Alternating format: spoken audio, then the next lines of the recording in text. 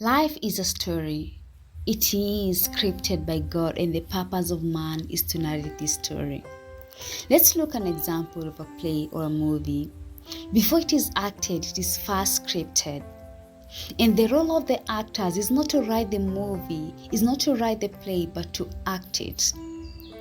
We tell the story of our life through living, which can be equal to acting. When choosing the story to tell, we ought to be careful because we can choose a wrong story, which means that our story will never be told and therefore we never existed. When we choose a wrong story or when we choose not to tell our stories, we don't just disadvantage ourselves, but we also disadvantage other people who need our story for them to be able to tell their story. Let's look at Miles Monroe. So many people have been able to tell their story because this man told his story to the very point of it. Do you think that you're telling your story and the people who should tell their story through your story will be able to tell their story, or will you become a hindrance for them?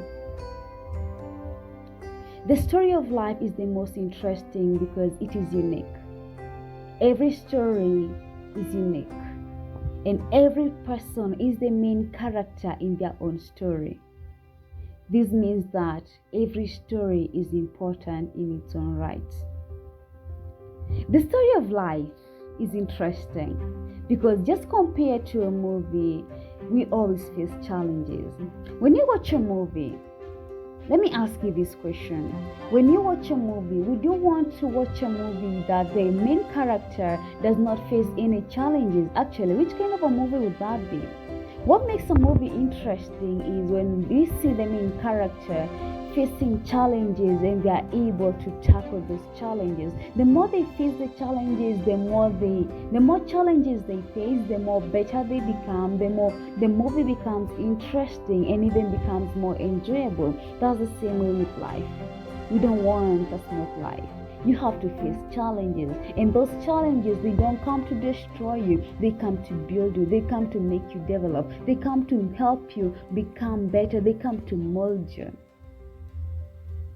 So it's up to you not to see those challenges as obstacles, but for you to say, you know what, I'm facing these challenges, but I'm going to overcome because I'm the main character in my own story. If I let these challenges kill me, then my story is never going to come to an end. So I have to overcome and see the other side of this story.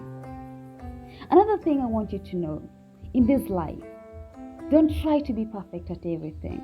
There is something that God has gifted you in. Be perfect at that. It's okay. Be perfect at that.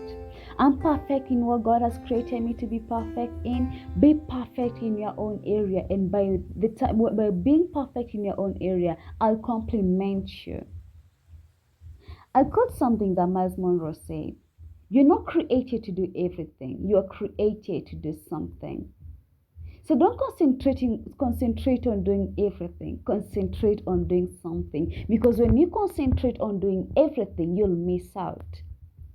You'll miss out on your purpose. You'll miss out on perfecting that thing that you have the ability to do.